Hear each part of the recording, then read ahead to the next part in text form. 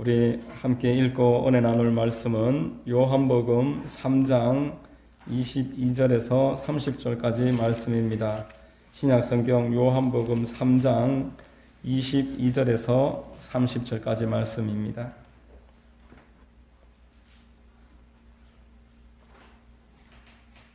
제가 봉독해 드리겠습니다. 그 후에 예수께서 제자들과 유대 땅으로 가서 거기 유하시며 침례를 베푸시더라. 요한도 살렘 가까운 에논에서 침례를 베푸니 거기 물이 많음이라. 요한이 아직 옥에 갇히지 아니하였더라. 이에 요한의 제자 중에서 한 유대인과 더불어 정결 예식에 대하여 변론이 되었더니 그들이 요한에게 가서 이르되 랍비여, 선생님과 함께 요단강 저편에 있더니 곧 선생님이 증언하시더니가 침례를 베풀매 사람이 다 그에게로 가더이다. 요한이 대답하여 이르되 만일 하늘에서 주신 바 아니면 사람이 아무것도 받을 수 없느니라. 내가 말한 바 나는 그리스도가 아니요 그의 앞에 보내심을 받은 자라고 한 것을 증언할 자는 너희니라. 신부를 취하는 자는 신랑이나 서서 신랑의 음성을 듣는 친구가 크게 기뻐하나니 나는 이러한 기쁨으로 충만하였노라.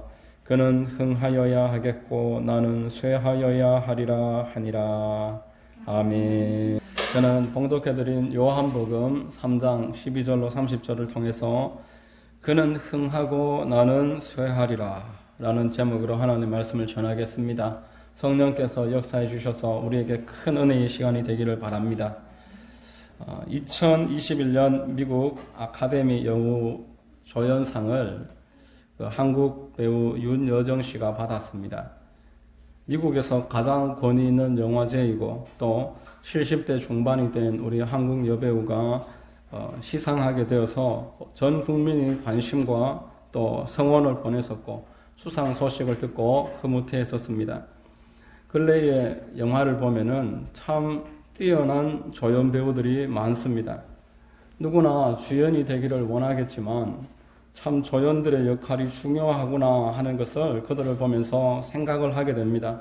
우리가 삼겹살을 많이 먹을 때에 돼지고기만 덜렁 있는다고 맛있는 식사를 할 수 없듯이 상추와 또 쌈장과 마늘이나 여러 음식들이 같이 있어야지만 맛있는 식사를 할 수 있는 것과 똑같습니다. 영화를 빛내주고 감독의 의도를 드러나게 하고 주연들이 연기할 그 배경을 만드는 역할을 함에 있어서 조연들의 역할이 참으로 중요한 것입니다. 조연은 조연으로서의 재능이 다 있습니다. 역할이 다 다른 것입니다. 만일 그들이 자기 자리를 소홀히 한다면 이 자리를 단지 지나가는 역할로만 받아들인다면은 그 영화나 모든 그 흐름에 있어서 어색함이 생길 것입니다. 여러분, 성경에도 많은 조연들이 있습니다. 성경에도 여호수아처럼 조연으로 있다가 주인공이 된 사례가 있는가 하면은 조연으로서의 역할을 끝까지 잘 감당해 나갔던 그런 하나님이 귀하게 여겼던 사람들이 계속 이야기들이 나오고 있습니다. 구약의 대표적인 조연으로 갈렙을 들 수가 있습니다. 갈렙은 12정탐꾼 중에 여호수아와 함께 두 사람으로서 10대 2라는 그 수적인 열쇠를 뒤로하고 하나님 편에 서서 그 믿음을 온전하게 드러내었던 하나님의 충성스러운 일꾼이었습니다. 이 갈렙은 여호수아에 비해서 조금도 부족함이 없었지만 그러나 영원한 2인자로서 그 역할을 잘 감당했습니다. 이스라엘 가나안 정복 전쟁에서 꼭 필요한 역할을 잘 감당한 뒤에 그 이름도 없이 조용하게 사라지는 아름다운 2인자였던 것입니다. 신학의 대표적인 조연은 바나바를 꼽을 수가 있습니다. 바나바는 초대교회의 중추적인 사람이었습니다. 사도들과 안디옥 교회에서 인정을 받고 안디옥 교회의 지도자였습니다. 바나바를 통해서 바울이 교회에 들어올 수 있었고 선교 사역을 함께 출발할 수가 있었습니다.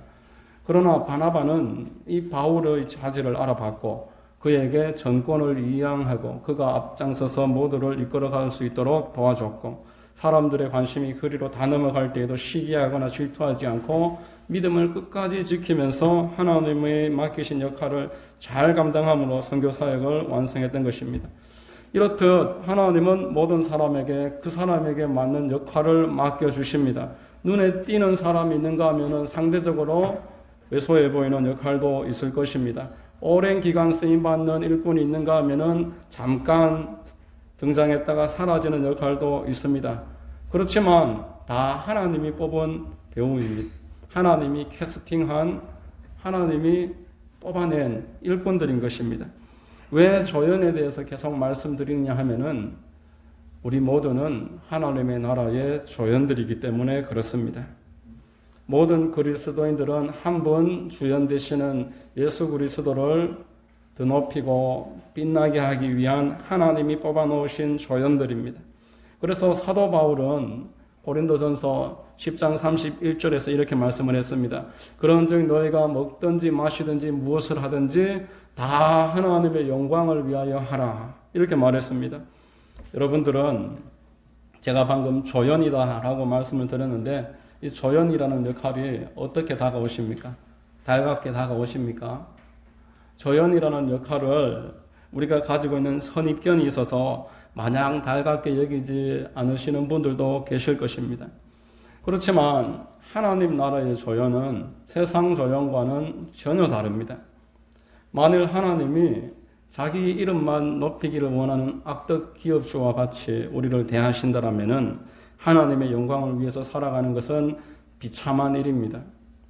하나님이 만일 무능하신 분이라면은 하나님의 영광을 위해 조연으로 살아가는 것은 하찮은 일이 될 것입니다.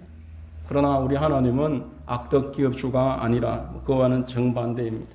우리를 사랑하셔서 우리를 대속하시고 당신의 자녀 삼으시기 위해서 한 분 독생자 예수 그리스도를 이 땅에 보내주셔서 십자가 제물 삼으시고 우리를 건져내시고 구원하신 좋은 아버지십니다. 또한 하나님은 무능하신 분이 아닙니다. 하나님은 말씀 한마디로 온 우주를 창조하신 전능하신 분이십니다. 지금도 그 말씀으로 이 세상을 부여잡고 있습니다. 여러분, 한 시간만 태양이 제 역할을 하지 못하면 지구는 그것으로 끝일 것입니다. 하나님은 전 세계를 다스리고 계시고 우리의 의식주를 책임지고 계시고 지금도 우리와 함께 계시고 여러분들을 부여잡고 계시는 분이십니다. 그러므로 하나님의 조연으로 살아간다는 것은 참으로 복된 것입니다. 행복된 길을 갈 수 있는 유일한 지름길입니다. 하나님의 역할을 내가 맡았다는 것은 영광스러운 일인 것입니다. 영화에서도 조연의 역할을 잘 감당한 사람에게 그 대가를 지불하고 명성이 이제는 주연 못지 않습니다. 윤여정 씨만 해도 그럴 것이고 또 기억나는 조연 성동일 씨라든지 또 라미란 씨라든지 지금은 좀 빛이 바랬지만 오달수 씨 같은 분들 주연은 아니지만 조연으로서 그 명성이 주연 못지 않다는 것을 우리가 알 수가 있습니다. 그런데 오늘날 우리 그리스도인들에게 있어서 문제는 이 조연의 역할을 받아들이지 않고 스스로가 자기 역할을 주연으로 끌어올리려고 하는 데 의해서 문제가 나타나는 것입니다. 세상과 교회에 있어서 가장 큰 문제는 스스로 주연되고자 하는 사람들의 만들어내는 불법 화음입니다. 위로부터 아래까지 모두가 주연되고자 합니다. 이런 면에서 오늘 본문에 나오는 침례 요한은 참으로 위대한 하나님의 사람이었습니다. 자신의 역할이 얼마나 중요한지 잘 알고 있었습니다. 사복음서 전체는 시작 부분에 침례 요한의 등장에 대해서 빼놓지 않습니다. 그가 얼마나 예수 그리스도의 길을 철저하게 잘 준비하고 충성스럽게 일을 감당했는지를 이야기하는 것입니다.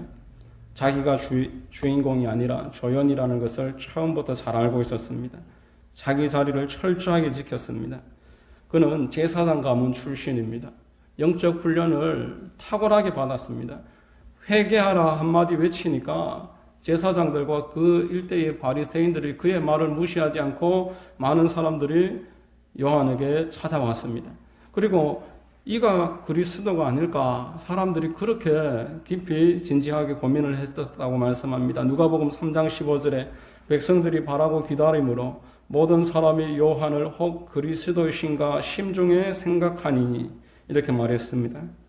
침례 요한은 올곧은 성품이었습니다. 하나님 얼굴만을 두려워하는 사람이었습니다.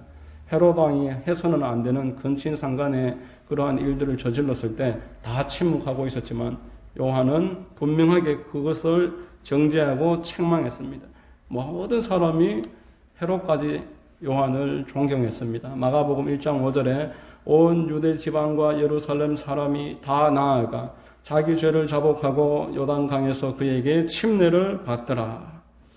이에 비해서 예수님은 출신부터가 나사렛 출신이고 그 아버지는 제사장이 아니라 목수였습니다. 예수님과 침례 요한은 먼 친척 정도 된다고 누가복음에서 이야기합니다. 그리고 예수님이 6개월 동생입니다. 침례 요한이 6개월 형님입니다.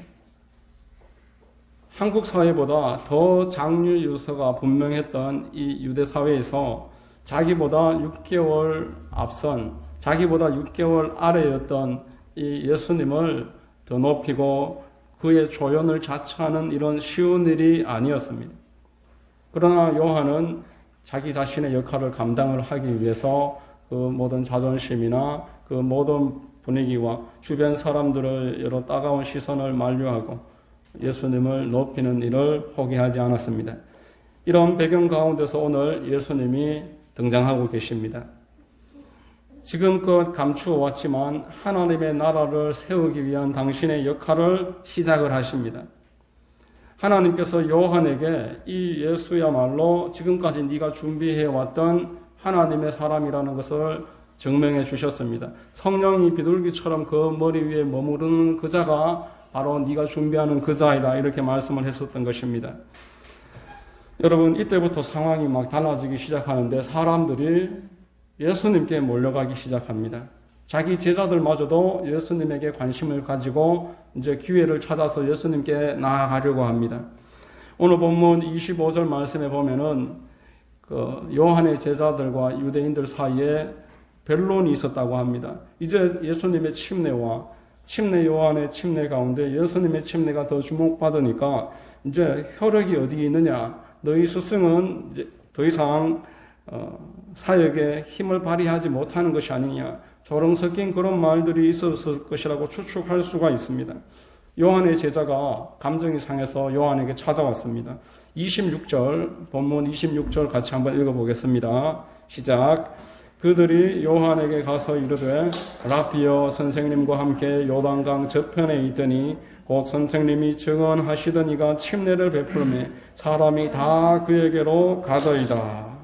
여러분 이 대목이야말로 사람들이 넘어지기 딱 좋은 곳입니다. 지금까지 내가 가지고 있었던 기득권을 내려놓아야 되기 때문에 그렇습니다. 섭섭한 마음이야 이루 말할 수 없을 것입니다. 아무것도 아닌 상황 가운데서 주변에서 이렇게 계속 나에게 이야기를 할 때 흔들릴 수가 있습니다. 사람들은 이때 흔들리기 쉽습니다. 그래서 내가 지금까지 했던 일들을 덜먹이기 시작하고 하나님의 영광을 가로채는 존재로 전락할 수밖에 없는 상황이 벌어집니다. 그렇지만 침례 요한은 그 가운데서도 자기 역할을 지켰습니다. 27절, 본문 27절입니다. 같이 읽습니다. 시작. 요한이 대답하여 이르되 만일 하늘에서 주신 바 아니면 사람이 아무것도 받을 수 없느니라. 하나님이 허락하지 않으신 상황이란 없으니 이 현 상황을 받아들여야 된다는 것입니다. 하나님의 주재권을 이야기하고 있습니다. 하나님이 관여하시지 않는 상황이란 우리에게 없다. 이것을 제자들에게 가르치고 있습니다. 제가 이 요한복음을 여러 차례 읽었지만 이 본문을 이번에 묵상하는 가운데 문득 느껴지는 것이 있었습니다. 그것은 이 침례 요한에게 갈등이 있었다는 것입니다. 침례 요한은 표현은 하지 않았지만 자기가 가지고 있었던 갈등을 이렇게 표현을 했습니다. 제자들아, 저분은 우리가 지금까지 기다리던 그분이야 이렇게 이야기하지 않았고 만일 하늘에서 주신 바 아니면 사람이 아무것도 받을 수 없느니라. 우리가 이해하지 못할지라도 하나님께 맡기자. 사실 나도 지금 납득되지 않는 부분들이 하나 둘이 아니란다. 다른 복음서를 보면은 예수님이 옥에 갇혔었을 때에 제자들을 예수님에게 보냅니다. 침례 요한의 제자들이 예수님을 찾아가서 이렇게 질문을 합니다. 오실 그이가 당신이 오니까 우리가 다른 일을 기다리오리까. 지금 하나님이 그 머리 위에 성령이 임하는 자가 바로 메시아다라는 이야기를 듣고 침례 요한은 예수님을 증거했지만 당최 지금 하나둘 어색한 것이 아니었습니다. 도무지 이해할 수 없는 말들을 했고 허름한 사람들과 날마다 다니고 세리들과 창녀와 같은 죄인들과 같이 식사를 하는 등 유대 사회에서 받아들일 수 없는 그런 일들을 많이 하는 것입니다. 그래서 침례 요한이 제자들을 보내서 좀 분명하게 이야기해 주십시오. 우리가 기다리던 그분이 당신이 정말 맞습니까? 여러분, 그는 흥하여야 하겠고 나는 쇠하여야 하리라. 이러한 놀라운 신앙의 고백을 했었던 요한의 마음속에 이러한 갈등이 있었다라는 것은 저와 여러분들에게 큰 위안이 되는 것입니다. 우리 같은 일반인들만 이렇게 갈등하는 것이 아니라 하나님이 뽑아서 사람 가운데 이보다 더 뛰어난 자가 없다라고 인정했었던 침례 요한의 마음에도 갈등이 있었다라는 것입니다. 여러분들에게만 문제가 있었던 것이 아니라 이 땅에 살아가는 모든 하나님의 사람들, 우리가 위대해 보이는 그분들에게 동일한 문제가 있었다라는 것입니다. 그들도 다 방황을 했습니다. 그들도 다 고민을 했고 그들도 신앙적인 갈등이 있었습니다. 모리아 산을 향해 올라가던 아브라함이 어떻겠습니까? 정말 이렇게까지 해야 할까? 내가 음성을 제대로 들은 것이 맞을까? 하나님이 과연 선한 분이라는 것이 사실일까? 고민했을 것입니다. 사도 바울이 2차 선교 여행을 출발한 다음에 가는 곳마다 막혔습니다. 가는 곳마다 박해가 일어났습니다. 하나님의 영이 길을 열지 않으셨고 그 길을 가로막으셨다라고 사도행전은 우리에게 말하고 있습니다. 그때 사도 바울이 물었을 것입니다. 하나님, 제가 부름받은 종이 맞습니까? 설령 그렇다 칠지라도 제가 지금 선교사로 나가는 것이 하나님의 뜻이 맞습니까? 내가 자원해서 하나님이 보내지도 않았는데 그렇게 나간 것은 아닐까? 이렇게 사도 바울이 고민을 했을 것입니다. 우리도 똑같습니다. 왜 내 가정에, 나에게, 내가 지금까지 내 능력을 넘어서는 최선을 다하며 하나님을 따랐는데 왜 이런 문제가 생길까? 하나님의 일을 한다고 하는데 왜 이런 반복되는 어려움이 나에게 계속 일어날까? 낙심하지 않을 수가 없습니다. 이런 낙심은 우리 모두, 그리고 신앙에 나오는 모든 성경의 인물들, 위대하다고 우리가 칭송하는 그분들의 삶 가운데서도 이런 낙심과 갈등과 방황이 있었다라는 것입니다. 여러분, 결국 이들 될 수 있도록 위대한 삶으로 마감할 수 있도록 붙잡아 준 것은 이런 문제 앞에서 하나님의 주재권을 믿었다라는 것입니다. 이 상황이 하나님의 손 아래서 나에게 지금 허락되는 것이다라는 것을 받아들였다라는 것입니다. 표현할 수 없지만 마음속에 일어나는 갈등과 또 나의 이해력 부족으로 일어나는 이 모든 상황들, 여러분, 어린아이가 아버지와 함께 서울을 가는데 오늘은 지난번과 가던 길이 다릅니다. 지난번에는 차를 몰고 가는데 오늘은 버스 같은 것을 타고 가고 기차 같은 것을 타고 가고 또 비행기 타고 가기도 하고 오늘은 지난번과 상황이 다릅니다. 이때 그 아이가 왜 이러냐고 그것을 따져들고 지금이 왜 그때와 다르냐, 여기에서 헤어나지 못하면은 그 여행은 행복한 여행이 되지 못하는 것입니다. 아버지가 어련히 나를 이해하시고 인도하시고 더 충분히 좋은 길로 인도할 것이다 라는 그것을 믿고 다 맡기고 나아가는 것이 어린아이가 행복하게 여행을 마칠 수 있는 방법입니다. 여러분, 지금 이 상황에서도 하나님은 우리를 위해서 선하신 일을 계획하고 계십니다. 하나님은 지금 이 상황에서도 여러분들 한 분 한 분의 생각과 마음과 입술의 말을 다 알고 계십니다. 하나님은 당신의 뜻을 반드시 우리를 통해서 성취하실 것입니다. 그러므로 저와 여러분들은 믿음으로 이 상황을 이겨낼 수 있어야 되는 것입니다. 오늘 본문 29절과 30절 같이 읽겠습니다. 신부를 취하는 자는 신랑이나 서서 신랑의 음성을 듣는 친구가 크게 기뻐하나니 나는 이러한 기쁨으로 충만하였노라. 그는 흥하여야 하겠고 나는 쇠하여야 하리라. 그는 흥하여야 하겠고 그는 점점 더 커져야 되겠고 나는 쇠하여야 하리라. 나는 점점 더 작아져야 하리라. 여러분, 태양이 뜨면은 별이 보이지 않습니다. 그러나 별이 사라지는 것이 아닙니다. 별은 그대로 있습니다. 그렇지만 태양이 더 큰 영광 가운데서 밝히 우리 앞길을 비춰주는 것입니다. 하나님의 영광이 나타나면 나타날수록 내가 초라해지는 것이 아닙니다. 나는 지금까지 세상의 지혜를 따라왔지만 지금은 이제 하나님의 지혜 가운데 더 풍성한 인도를 받게 된다는 것을 기억하시기를 바랍니다. 자신의 역할이 들러리라는 것을 잘 알았던 이 침례 요한이 이제 신부를 신랑에게 이양을 한 다음 그 기쁨을 충만히 누리는 것은 당연한 일인 것입니다. 저와 우리 모두에게도 이 침례 요한과 같은 예수 그리스도의 신부들을 예수님께로 이끌어가고 하나님의 영광을 더 드러내고 우리가 그로 말미암아 하나님의 넘치는 인도함을 받을 그런 일들이 지금도 풍성하게 남아있다라는 것입니다. 하나님의 아들이신 예수 그리스도를 분명하게 드러내기 위해서 하나님은 지금도 저와 여러분들을 사용하고 계십니다. 그것이 무슨 의미인지 무슨 일이 지금 일어나는 것인지 내가 이해하지 못할지라도 이 과정 가운데 나의 연약함이 있고 나의 갈등이 있고 한계가 있고 또 간혹 죄가 드러날지라도 불필요한 일들이 일어나는 것처럼 보여질지라도 하나님의 절대적인 주인 되심은 오늘도 그대로 이어지고 있습니다. 여러분을 향한 하나님의 주재권은 지금도 변함이 없습니다. 하나님은 여러분들의 삶에 반드시 합력해서 선을 이루어 주실 줄로 믿습니다. 여러분 모두에게 이 침례 요한의 마음이 있게 되시기를 바랍니다. 그는 흥하여야 하겠고 나는 쇠하여야 하리라. 이것은 내가 망가진다는 의미가 아닙니다. 하나님의 은혜 가운데 내 삶에 더 큰 은혜와 빛이 비칠 것이다. 그것을 선언하는 것입니다.